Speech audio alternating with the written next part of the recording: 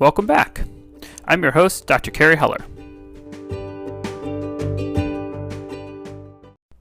Today, we're going to talk about how to improve your external appearance, things like skin, hair, clothing, through better self-care.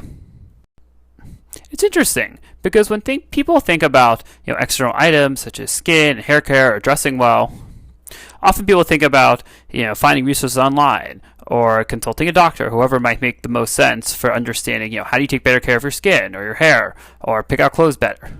But what's really interesting about that is it doesn't actually matter how much information you know about skin, hair care, what matches, things like that, if you can't actually execute the information that you know.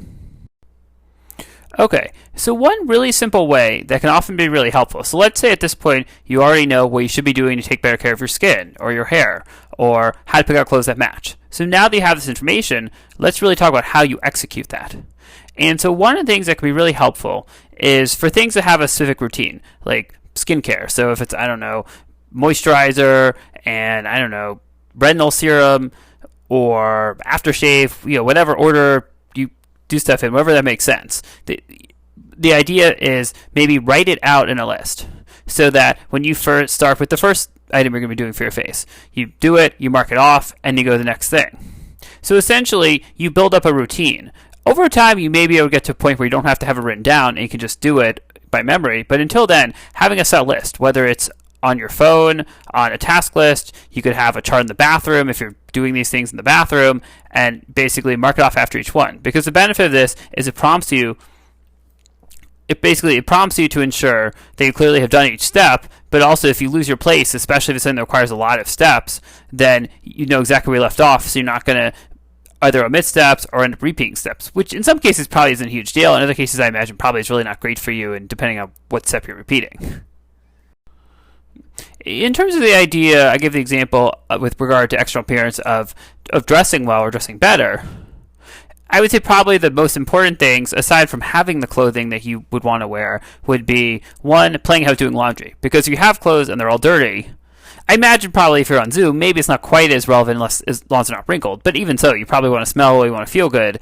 And so essentially playing ahead to ensure that you have the clothes you want to wear that are clean would be helpful. The other big piece of this is maybe playing ahead by taking your clothes out the night before.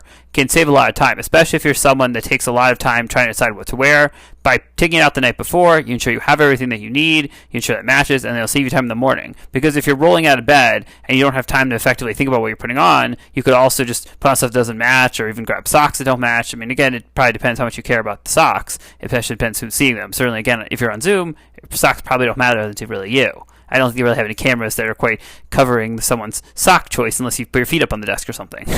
But in any event, the idea is that the executive functioning skills, so the planning, organizing, come into play, as we've talked about, certainly with things like clothing, as I just mentioned, and with skincare, hair care, and all sorts of other things like that. So essentially, by taking these same principles, applying it to sort of your external appearance, in turn, you can obviously help manage that, but certainly address lots of other things, productivity, that might be useful. All right. One final thing to think about, besides the idea of a checklist, is that you sometimes have to remember to even get started on whatever the routine is. So, for example, with skincare, maybe having a reminder in, let's say, a task list that you use for other stuff throughout the day, or a calendar alert, or an alarm, use the alarm clock app. Having something that reminds you at a set time of day to start washing your face and do so a certain way, or using various hair care products that you're supposed to be using. So, using something that allows you to remember what you need to do is important. Another possible idea is to think about pairing something that you already do with something that you need to do. So, for example, if you're really good at remembering to brush your teeth, maybe pair brushing your teeth with washing your face and using whatever cream for your face to improve your skin you're supposed to use. Because if you sort of pair it together, if you have the ability to leave it out, and essentially, let's say have your, all of the different, let's say use, 3 different products on your face in a certain order.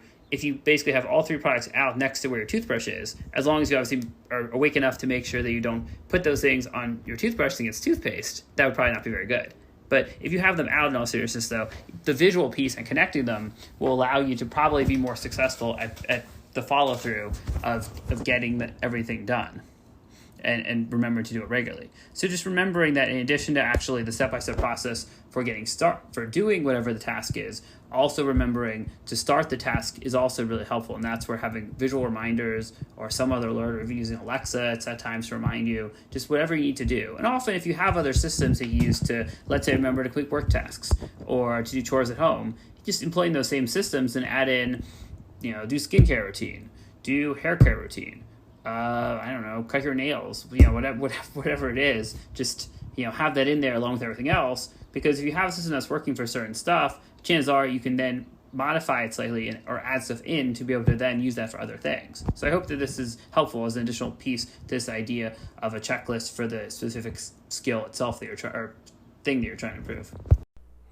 Okay, so I've given a few examples at this point of things like skincare, hair care, dressing better, things that you can do to improve your external appearance. And so, what I would suggest to you is if there's something that you're looking to improve on, the first step would be get the information that you need in terms of what you should do, have the supplies that you need as relevant, and then from there, write out a list of step-by-step what you should do at different times of the day, depending on what it is. And once you do that, then work on the implementation. And again, by following the list step by step, that will often help to increase the follow-through to the point where, in some cases, maybe you don't need the list long-term. Or you may find that it's just helpful to have it long-term, even if you more or less remember most things. All right, I hope that this podcast has been helpful. And until next time, this is Dr. Kerry Heller.